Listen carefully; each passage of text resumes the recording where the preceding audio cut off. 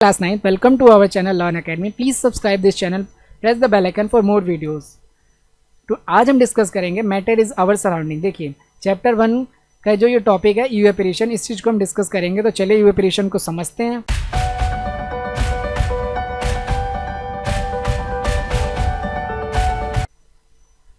Evaporation, देखिए evaporation का था the process of conversion liquid to gas. ठीक है, लिक्विड से गैस में कन्वर्ट होना इवेपोरेशन कहते हैं। Due to escaping of the particle from a liquid surface. देखिए इस कॉल्ड इवेपोरेशन, मतलब कि जब भी आपकी लिक्विड गैस में कन्वर्ट होता है ना, जब स्केप मतलब होता है उड़ जाना, एक जगह से स्केप गायब हो जाना, पार्टिकल जब गायब हो जाते हैं लिक्विड सरफेस से, तो उसे हम इवेपोरेशन बोलते हैं। अच्छा, इसको सबसे पहले इवेपोरेशन के कॉन्सेप्ट को मैं समझाना चाहता हूँ एक ईजी तरीके से। देखिए ठीक है, इस एग्जाम्पल को देखते हैं हम। जैसा कि मान लीजिए ये पार्टिकल है, ठीक है, ये किसके पार्टिकल, लिक्विड के। ये पार्टिकल्स हो गए, इनमें थोड़ा थोड़ा स्पेस है क्योंकि ये क्या है, लिक्विड है। सॉलिड होता तो इसमें स्पेस नहीं होता, और गैस होता है इसमें स्पेस बहुत ज़्यादा होता पार्टिकल्स में। ये मान लीजिए आपका क्या है, लिक्विड है। ओके, अब इसमें अगर थोड़ा सा टेम्परेचर देंगे हम, ठीक है, मान लीजिए थोड़ा सा हीट दिया जाएगा किसी भी तरीके से, चाहे वो सन से हो या प्रेस कर रहे हो या हीट दे रहे हो गैस वगैरह से। तो अब आपने ये चीज़ काइनेटिक एनर्जी का कॉन्सेप्ट अगर नहीं समझा तो प्लीज़ एक बार आप हमारी वीडियो को देख लीजिए, पार्ट 1 को देख लीजिए या फिर टॉपिक्स को देख लीजिए, उसमें मैंने काइनेटिक एनर्जी कॉन्सेप्ट समझा रखा है। एक बार और चलिए बोल देता हूँ काइनेटिक एनर्जी क्या होता है। देखिए किसी भी अगर कोई भी पार्टिकल मूव करता है, ठीक है, तो उसके अंदर क्या एनर्जी, कौन सी एनर्जी होती है, काइनेटिक एनर्जी होती है। अगर कोई पार्टिकल मोशन में है तो उसके अंदर कौन सी एनर्जी पोज करते हैं, कौन सी एनर्जी प्रेजेंट होती है, काइनेटिक एनर्जी प्रेजेंट होती है। ठीक है, अब ये जो काइनेटिक एनर्जी होती है वो आपकी किससे होती है, किससे मिलती है, हीट से मिलती है। जब भी ये किसी चीज़ को आप हीट दोगे ना तो उसके अंदर काइनेटिक एनर्जी आ जाएगी, उसके बॉन्ड टूट जाएंगे और वो एक जगह से दूसरी जगह जाना चाहेगा। ठीक इसी तरीके से इवेपोरेशन के अंदर हो रहा है। हमने इसको क्या दिया, हीट दिया, इसको मैंने हीट दिया और इसका बॉन्ड क्या हो गया, इनसे टूट गया। अब टूटने के बाद ये पार्टिकल क्या करेंगे, मूव करेंगे। हीट देते ही काइनेटिक एनर्जी मिल गई, अब काइनेटिक एनर्जी मिलते ही ये क्या करते हैं, मूव करने लग जाते हैं। ठीक है, तो देखिए यही कॉन्सेप्ट होता है इवेपोरेशन के अंदर। ठीक इसी तरीके से हम इनको क्या करते हैं, हीट देते हैं, और हीट देते ही ये पार्टिकल क्या करने लगते हैं, अपनी पोजीशन को स्केप करके कहीं और मूव कर जाते हैं। क्यों, क्योंकि हमने जब हीट देते हैं तो इनके अंदर क्या मिल जाती है, काइनेटिक एनर्जी मिल जाती है और इनके बॉन्ड्स भी टूट जाते हैं। और इसी प्रोसेस को हम क्या कहते हैं, इवेपोरेशन कहते हैं, क्योंकि इनके बीच की जो बॉन्डिंग थी और टूट गई और स्पेस भी ज़्यादा हो गया और ये किसकी तरह बिहेव करने लग गए, गैस के पार्टिकल की तरह बिहेव करने लग गए। तो यही प्रोसेस होता है इवेपोरेशन के अंदर। जैसे ही आप हीट देते हो उसके आसपास के पार्टिकल को, उसके पार्टिकल को क्या मिल जाती है, काइनेटिक एनर्जी मिल जाती है, क्योंकि आप हीट दे रहे हो। और काइनेटिक एनर्जी मिलते ही कोई भी चीज़ मोशन के अंदर आना चाहती है, कोई भी चीज़ मूव करना चाहती है, कोई भी चीज़ एक जगह से दूसरी जगह जाना चाहता है। यही कॉन्सेप्ट होता है इवेपोरेशन के अंदर। अब इवेपोरेशन के क्या क्या फैक्टर होते हैं, इफेक्ट करते हैं। सबसे पहला आता है टेम्परेचर। देखिए टेम्परेचर कैसे, देखिए टेम्परेचर के लिए इवेपोरेशन इंक्रीजेस, जैसे ही टेम्परेचर आप बढ़ाओगे, ठीक है, तो आपका इवेपोरेशन रेट भी, जैसे ही आप इवेपोरेशन रेट इंक्रीज होता है, जब से टेम्परेचर इंक्रीज होगा इवेपोरेशन क्या हो जाएगा, इंक्रीज हो जाएगा। क्यों, क्योंकि ज़्यादा टेम्परेचर मिलेगा तो ज़्यादा से ज़्यादा गैसेस क्या करेंगे, अपनी जगह से ऐसे, कोई यहाँ पे कोई इधर मूव करेगा। क्यों, क्योंकि टेम्परेचर ज़्यादा है, टेम्परेचर ज़्यादा तो काइनेटिक एनर्जी ज़्यादा मिल रही है, और काइनेटिक एनर्जी जब किसी के अंदर मिल गई, किसी को मिल गई, तो क्या कर देता है, मोशन के अंदर आ जाते हैं, वो पार्टिकल मोशन करने लग जाते हैं। ठीक है, तो टेम्परेचर ज़्यादा होता है तो इवेपोरेशन रेट भी ज़्यादा होता है। इसी तरीके से देखिए जब प्रेस गर्म होता है तो अच्छे से आप प्रेस कर पाते हो, अच्छे से स्त्री कर पाते हो। इस तरह से जब जल्दी ज़्यादा टेम्परेचर होता है तो आसानी से कोई भी चीज़ बॉयल हो पाती है, इवेपोरेट हो पाती है, बॉइलिंग कर पाते हो आप, ज़्यादा टेम्परेचर होता है। इसी तरीके से अगर मान लीजिए धूप ज़्यादा हो तो जल्दी पानी सूख जाता है। ठीक है, ऐसा क्यों, क्योंकि इसको हीट मिली, हीट मिलते इसके पार्टिकल उड़ गए। तो ये चीज़ होता है, टेम्परेचर इंक्रीज़ करते ही आपकी काइनेटिक एनर्जी इंक्रीज़ हो जाती है और किसी भी चीज़ के बीच का जो फोर्स ऑफ अट्रैक्शन कम हो जाएगा और पार्टिकल मूव कर जाता है। तो ये होता है टेम्परेचर, यानी टेम्परेचर बढ़ेगा तो क्या बढ़ेगा, इवेपोरेशन भी बढ़ेगा। उसके बाद बात करते हैं सरफेस एरिया के। देखिए सरफेस एरिया कॉन्सेप्ट हम देखते हैं।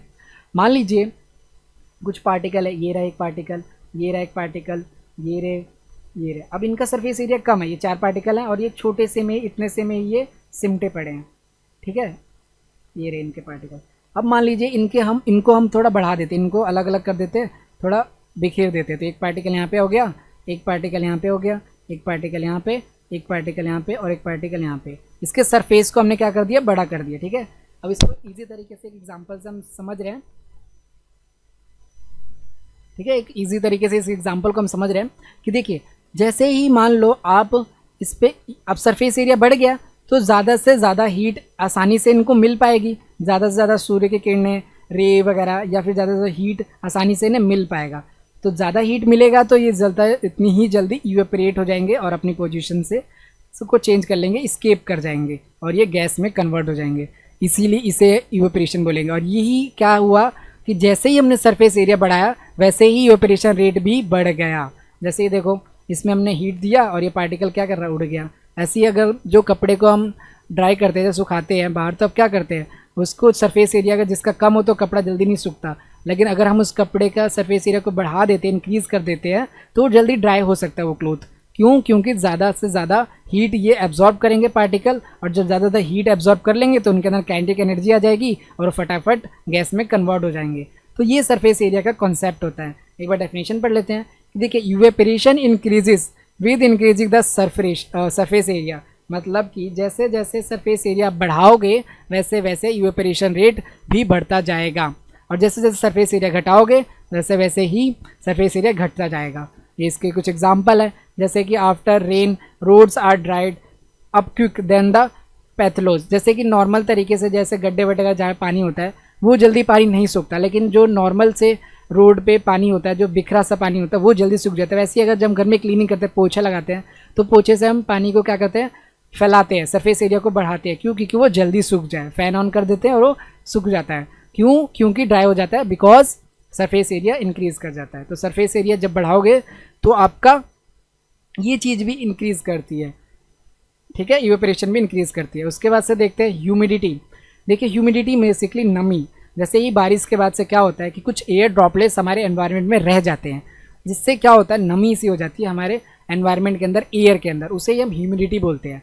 देखिए, अब जैसे अगर मान लीजिए हमारा एनवायरनमेंट के अंदर ही ड्रॉपलेट है, ठीक है, वाटर के ड्रॉपलेट्स हैं, तो वो सूखना, ड्राई होना प्रॉब्लम होता है, सूख नहीं पाएगा, क्योंकि हमारे एयर में ड्रॉपलेट्स है, एयर में ही लिक्विड है, तो वो ड्राई नहीं कर पाते हैं, ठीक है। तो देखिए, इवेपोरेशन क्या होता है, evaporation decreases with increasing humidity, ठीक है। अब इवेपोरेशन नहीं होगा क्योंकि हमारे जो हीट है, जो काइनेटिक एनर्जी और पार्टिकल को तो मिल ही नहीं पा रही, क्योंकि हमारे एयर में वार्म नहीं है, एयर में गर्माहट ही नहीं है, उसमें ही लिक्विड है, और हम लिक्विड से लिक्विड नहीं जा रहे, तो लिक्विड से गैस में जा रहे हैं ना।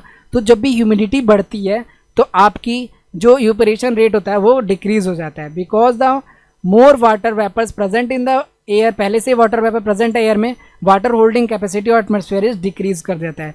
अब जो वाटर होल्डिंग कैपेसिटी है, वाटर के जो गैस मॉलिक्यूल्स होते हैं, वाटर के जो मॉलिक्यूल्स गैस में होते हैं, वो उसको एक्वायर करना, होल्ड करना मुश्किल होता है। इसीलिए ह्यूमिडिटी की वजह से आपके जो एनवायरनमेंट है उसमें इवेपोरेशन रेट कम हो जाता है, ठीक है। With decreasing the rate of evaporation, if dry air is dry they can hold more water. अगर एयर क्या होता, ड्राई होता, सूखा होता या वार्म होता, तो ज़्यादा वाटर के मॉलिक्यूल को होल्ड कर पाता, ठीक है। उसके वजह से दस इन the air dry air rate of evaporation increases, जिसके वजह से ड्राई एयर इवेपोरेशन रेट को इंक्रीज कर देता है, और ह्यूमिडिटी एयर क्या कर देती है, इवेपोरेशन रेट को डिक्रीज कर देती है। उसके बाद लास्ट क्या है, बिकॉज ऑफ विंड। विंड आप जानते हो, हवा जब चलता है तो कोई भी चीज़ सूख जाती है, जल्दी से ड्राई हो जाती है, क्योंकि हवा जब चलती है तो जो आपके वाटर ड्रॉपलेट्स होते हैं उनको ड्राई करती है, सुखाती है ना, और उनमें क्या होता है, एक तरह से काइनेटिक एनर्जी मिल जाती है, इनडायरेक्टली काइनेटिक एनर्जी मिलती है, और वो मूव कर जाते हैं, अपनी पोजीशन को एस्केप कर देते हैं, ठीक है। Evaporation increases with increasing the wind speed. जितनी ज़्यादा तेज हवा होती है उतनी जल्दी हमारे जो क्लोथ्स होते हैं वो ड्राई हो जाते हैं, सूख जाते हैं। Decreases with wind speed, decrease, हवा की स्पीड कम है तो उतनी आसानी से नहीं सूखता, ठीक है। Speed of wind is propelled away some of the particles of water within which speed the rate of evaporation. मतलब कहने का मतलब यही है कि अगर ज़्यादा से ज़्यादा स्पीड होगी हवा की तो ज़्यादा, जैसे देखो ज़्यादा ज़्यादा फ़ैन देर तक चलता है, फ़ैन ऑन करते हैं, तो जो भी हमने क्लीनिंग करके पोछा वगैरह लगाया होता है, तो जो वाटर को बिखराया होता है, ठीक है, तो जल्दी सूख जाता है, वो चीज़ जल्दी ड्राई हो जाती है, क्योंकि इवेपोरेशन रेट इंक्रीज़ हो जाता है जब भी हवा होती है, हवा की स्पीड होती है। Thank you so much dear students, ये आपके टॉपिक्स ख़त्म हो गए। तो अगर आपको हमारी बनाई गई वीडियो पसंद आए तो प्लीज़ चैनल को सब्सक्राइब कर लो, ताकि हम नेक्स्ट वीडियो और नेक्स्ट टॉपिक को पढ़ सकें। Thank you so much dear students.